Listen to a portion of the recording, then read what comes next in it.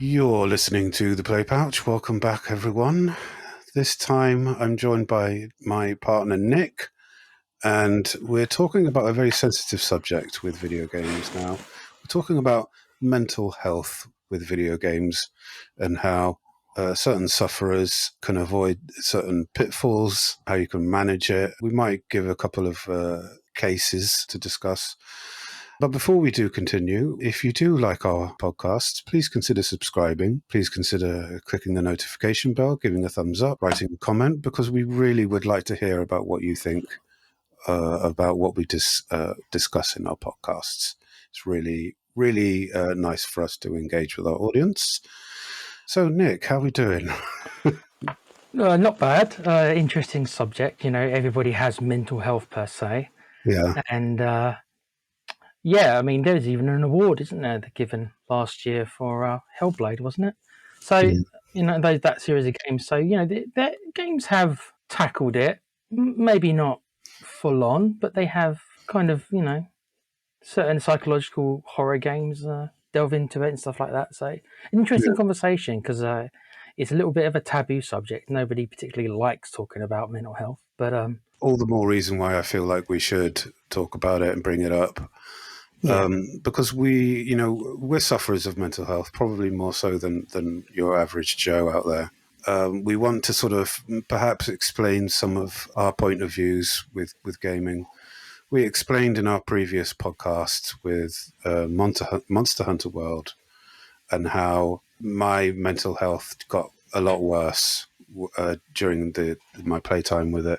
Yeah. The 200 hours that I spent, and where specifically with gaming addiction with mental health is kind of a problem when and we see this with a lot of American sort of kids out there who, especially sort of the newer generation, who tend to sort of stay in a lot more and play games and just sort of get wound up. But, I'm talking about your Fortnites, your death matches and Call of Duty style war games and stuff, and people losing their shit. There's plenty of videos out there with like compilations of people, destroying TVs and game controllers and stuff like that.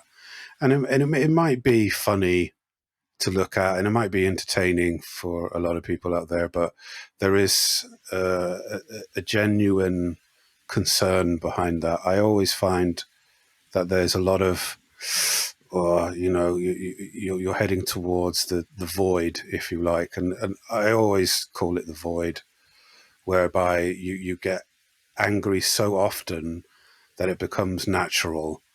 And when it becomes natural to that degree, it starts affecting you physically. So mentally, there's a sort of a severe factor. It will go from quite mild to extreme. And then when it gets to extreme and it's so constantly extreme, then it starts to affect you physically. Me personally, I started developing eczema and sort of like irritable skin. Yeah, I remember. Yeah. I remember you telling me. And then your outlook on life is just so negative, and you can't be bothered to do anything. I mean, again, it's all down to the individual, of course, but like there are some parallels and stuff like that which people do really need to look out for, and that's really why we're doing this podcast, is so that certain people out there can be made aware, even to parents of kids who are playing games a lot, and they need to sort of put the controller down and go outside for a bit. What's your take on this whole aspect? I mean, like I said at the start, everyone's got mental health, and I'm going to try to come at it a little bit, with maybe a little bit more of a positive spin regarding the escapism that games allow and how it can actually help your mental health as well. Yeah. Speaking from experience, I've lived very vicariously through video games my whole life. I've always been a kind of a stay-in kid, I suppose. Never had that many friends. Always was socially awkward. All those They are cliches, but they're very real cliches. And as you said, Pete, maybe nowadays it's a lot more. It's considered a lot more acceptable to kind of stay at home and play video games. A lot of parents prefer that because they don't want their kids out on the street, Sure. stuff like Yeah. that. But when we were growing up, it was generally frowned upon. It's like, oh no, you should be out. You should be out playing with the other kids. And I didn't grow up in a very nice area, so Mm. basically, what I was more or less being told was, no, you should be go hang around the streets with all the kind of gangs and stuff like that. And that was never for me. And I paid for that physically because I didn't join those gangs. That's another podcast. But no, I was always a stay at home kid anyway. So I lived vicariously through video games. I did. Um, so in that way, it's like, it sounds kind of a little bit petty, but some of my earlier friends were video game characters. Mm. Some of my first kind of girlfriends were in video game characters, as silly as it sounds, because I lived vicariously through them.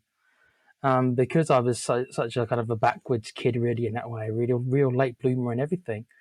So sometimes I do wonder if I even would have made it through my teenage years without the help of video games. And I know how kind of maybe silly that might appear to your average person out there, but honestly, I won't say that maybe video games saved my life per se, but they sure gave me company when I was lonely. They gave me love when I didn't have any. They gave me even a life, so to speak, when I didn't have one, when I couldn't go out or I was too scared to go out or whatever it was at the time. Yeah. They gave me a world to live through.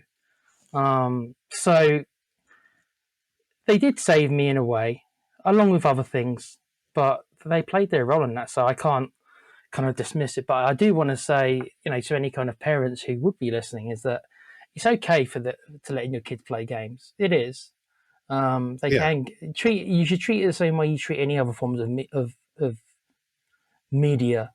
Too much of anything can be bad, and that goes for games. I'm not Yeah. saying that I'm not saying that kids should be. That's all they should do with their life: just sit playing games. Not at all. You should go out into the world, experience what the world has to offer. And Yeah. Yeah. even though, let's be honest, even though we all know the world can be a very, very bad place. I mean, you don't need me to tell you that. Just look at the world at the moment with all the wars. Yeah. Well, it's not everybody. It's not everywhere. But no, it can be very scary, Pete. And that was really deep for me. I'll go back to making jokes about something in a sec. Well, you're absolutely right. When it comes to certain types of games, it's like movies. It's like a sort of a comfort blanket. It's like wrapping yourself up in a beautiful little world that you can lose yourself for a while. Yep. But like you said, too much of anything is bad for you. When you drink too much water, it's bad for you. Too much sugar and salt, etc. So people should really sort of take this as the same thing as that. And yes, it's nice to sort of lose yourself and forget the wild sort of horrible world that we're living at the moment, and to just play something absolutely brilliant. I mean, I'm going through Witcher 3 again right now, and it's a grim world, but there's beauty in it to be had, and Yep. you have to search for it and things like that, and helping people out. The whole sort of aspect of genres of video game is a thing as well. I mean, like, if you're playing like competitive type games, that has a serious risk. And there's a difference between being born with a condition and sort of developing a condition. And I've looked at statistics recently, and there are a lot more autistic people than there were, say, like maybe 20 years ago. Oh, 100%.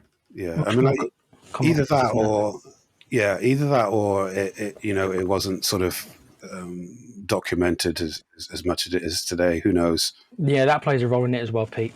The Yeah, awareness is much more higher, isn't there, yeah. than it was when we were growing up, for sure.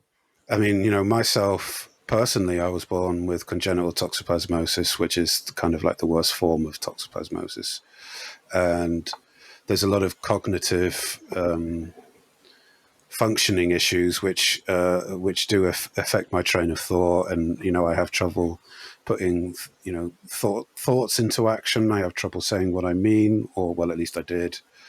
And for me, I have to seriously be careful about what I play, and for how long I play it. Back in the day, I used to sort of play games for hours. Like me and Alan would meet up, and we had I think we had like a 12-hour marathon on the original Dead Rising game, Oh just, wow. just to complete an achievement. It was it was insane, but it's fun, and also with like Morrowind and stuff, it is fun, and it's you're losing yourself and you're escaping, which is fine, but when it comes to games like Monster Hunter World, where they're so brutally hard on purpose, you have to watch yourself because you will go insane. And I just want to let people know about it. Really, It did affect our mental health. You see, I mean, I know you reacted badly, and I think we'll call it as it. I think you reacted. We did react both differently. We were yeah, both frustrated.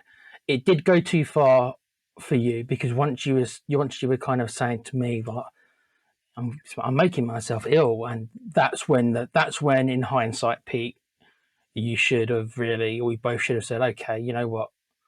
Let's take a week off." Do you know what I mean? yeah, We'll come back to this next week rather than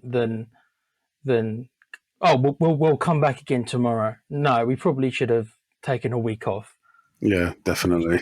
chilled, played something else, chilled, and then come back to it. Um, I don't know if maybe because I know that I'm stubborn, then maybe I kind of pushed you to do it. I hope that's not the case, but it could have been because I know I can be very much like, oh, let's just jump back and get in there. I want to get my revenge because I'm like that. Maybe I didn't take into how you were feeling enough, and if so, that's I generally am sorry for that if that played a role in it. Well, Um, it was more sort of like a love-hate relationship, that yeah, game, for me, and part of me wanted to just sort of like launch it into orbit and just sort of and well, yeah, and the other half just wanted to sort of just face it head on and just be like, I can do it.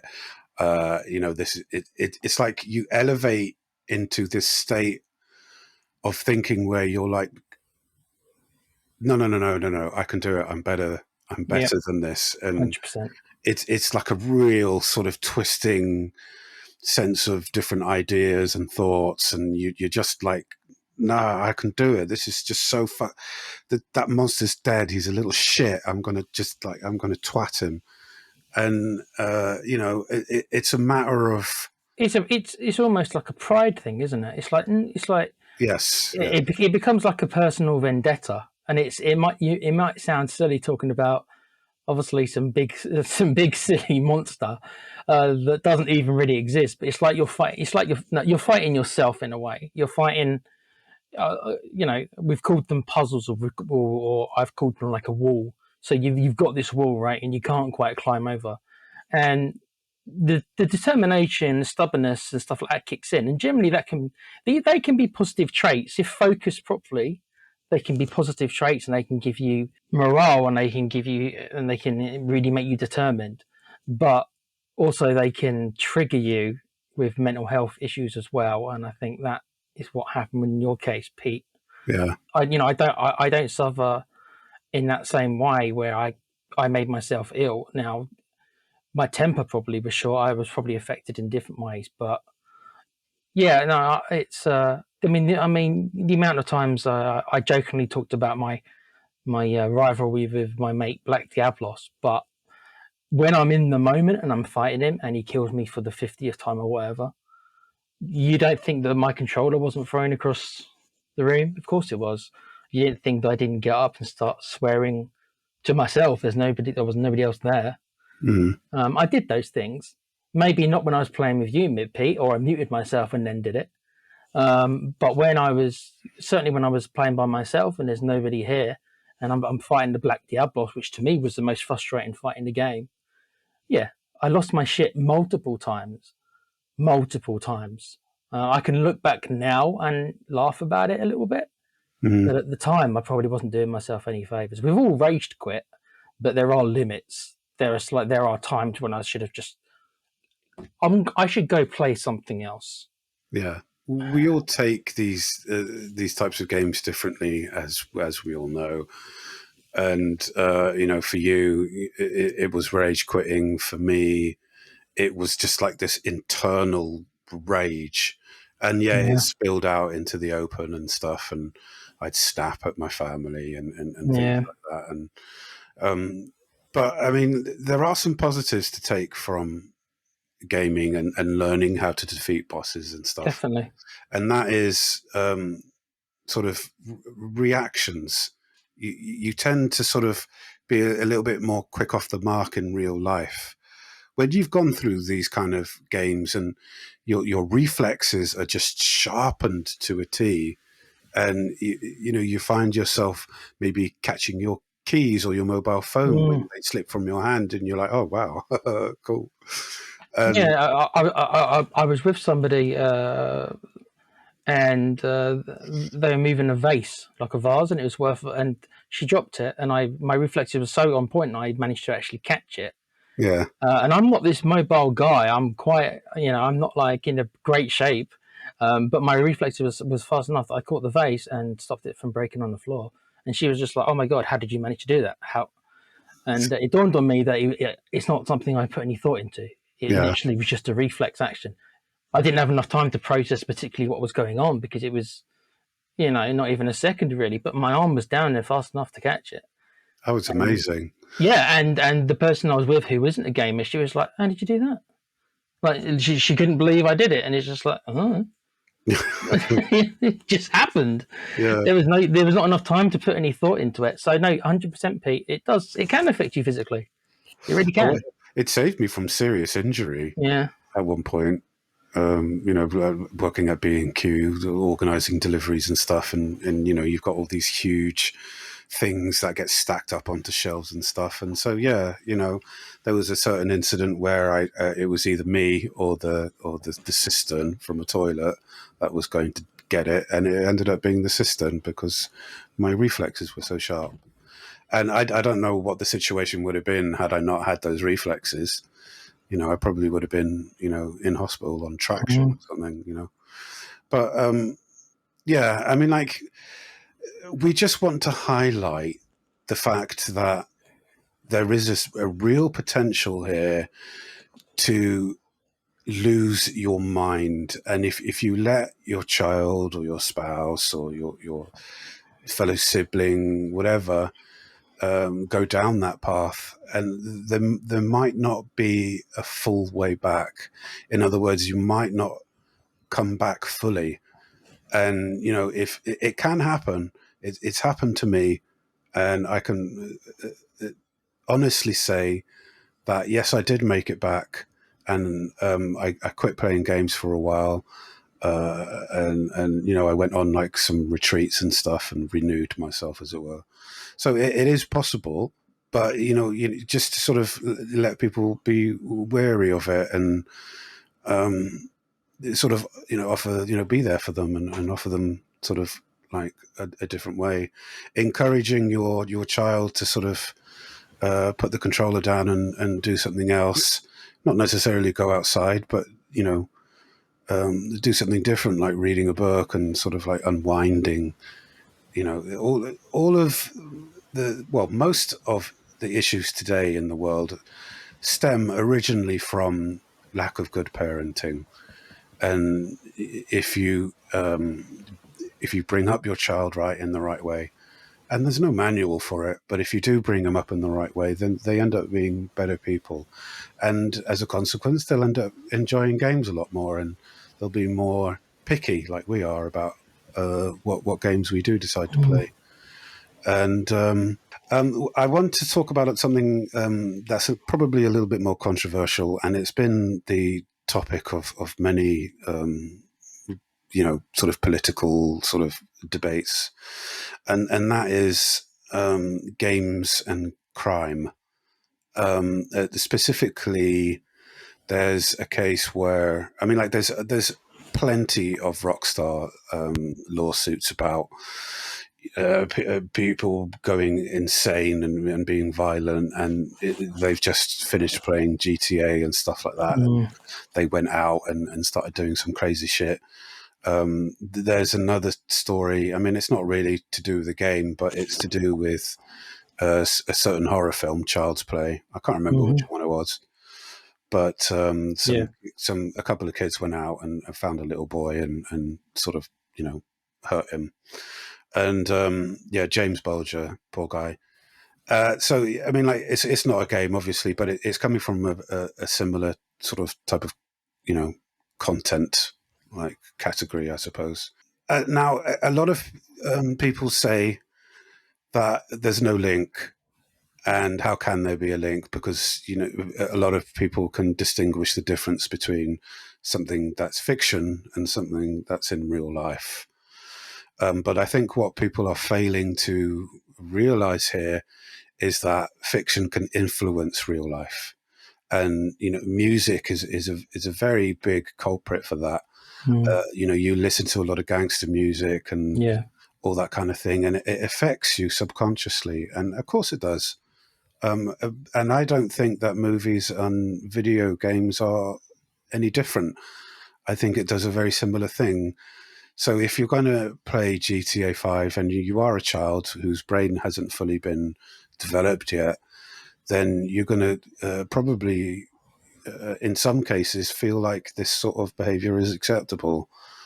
And if you don't really know any different, then, if you don't have a parent to stop you, then, who's going to stop you?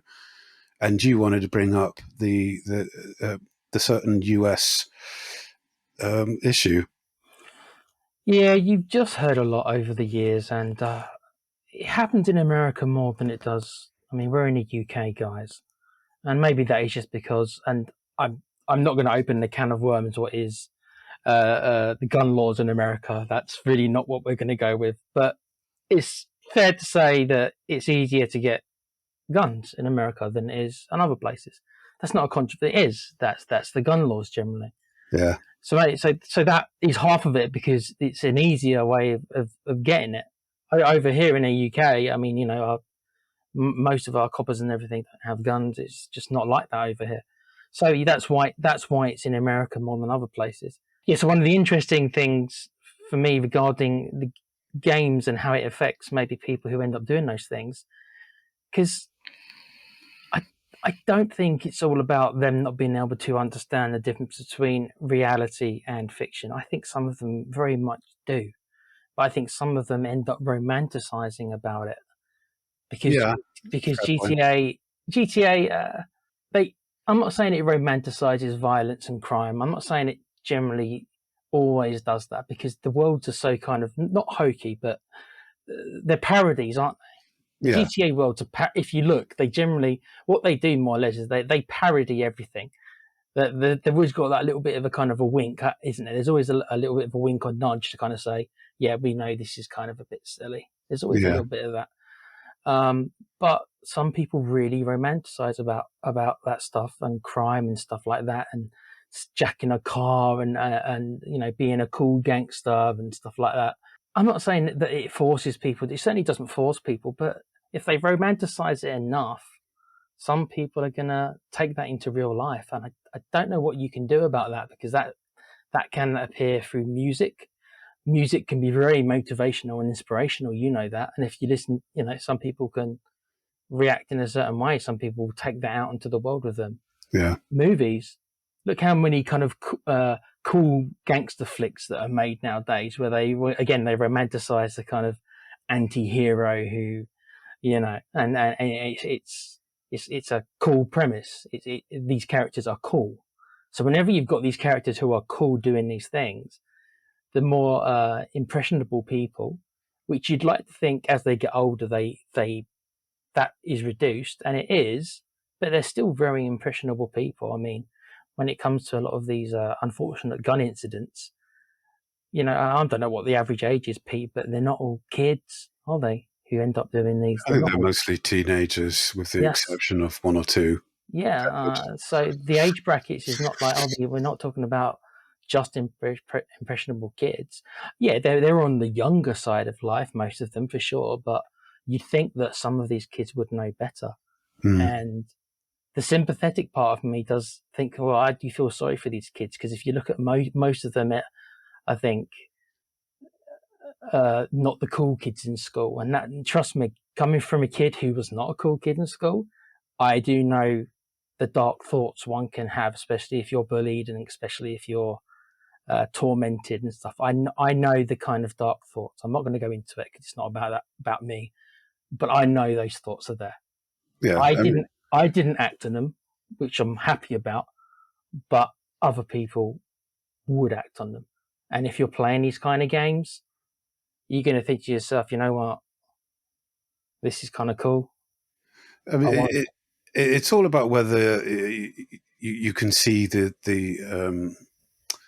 effect that will have, the consequence of your actions, and you are able to, like me, able to see the consequences of Mm, making these moves, and yeah, um, again, it comes down to sort of good parenting, and we, despite a few issues, we've come out all right, and this is why we're sitting here talking about this very thing, because we feel like there are quite a lot of families, not just in the US, all over the world, that yeah, that will have this kind of issue, and parents might not know what to do about it. And really, the best thing to do if you have someone who is playing games all the time, I mean, unless they're a successful, Twitch streamer or anything like that, you have to rip them away for it.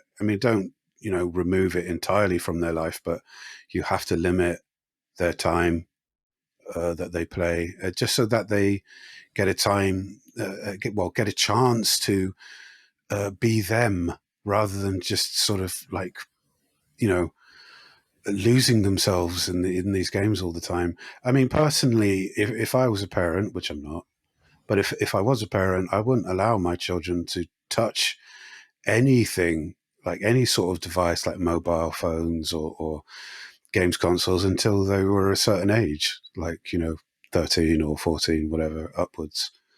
And just so that it gives them a chance to grow up normally as a human being, rather than being exposed constantly to screens. We're always looking at screens, whether it's a TV screen, a monitor, your mobile phone screen, or anything like that. And you just have to take, some form of transport, like a bus or a train, and just to look at the amount of people staring at their mobile phones. It's crazy, isn't it? Yeah, and we've lost a part of ourselves with the advent of the internet and social media and these devices. And it's scary for me, because having grown up in the 80s and the 90s, it was a completely different time to how it is today. And the kids of today have it so easy, that it's become, I'd imagine it's a fucking nightmare for them to sort of navigate their way to adulthood and still be of a sane mind. So yeah, I mean, like, this is why we're doing this. If this helps at all, then please do let us know. Pete, if you don't mind, if there is any if there's any young teenagers who do stay at home and just play single player games, so this is, I'm kind of reaching out a little bit to them. I'm not going into the whole like, I'll put your hands to the screen and I'll save you. No, no, no. It's not like anything like that. It's like, all I'm saying is that, okay, and I'm speaking from experience here, and I'm not even going to go into what the experience is, but video games, as much as is a safe space for you and you want to be there a lot of the time, it is not a replacement for real life. As Yeah, safe as it is, because technically, it's hard to explain. Technically, you're playing God.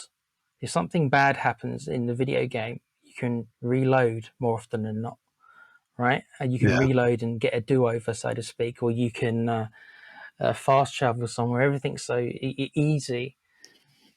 It's never see it as a replacement for real life. As hard as it is to get up and go to school the next day, especially if you're in the midst of being bullied or you're not one of the popular kids.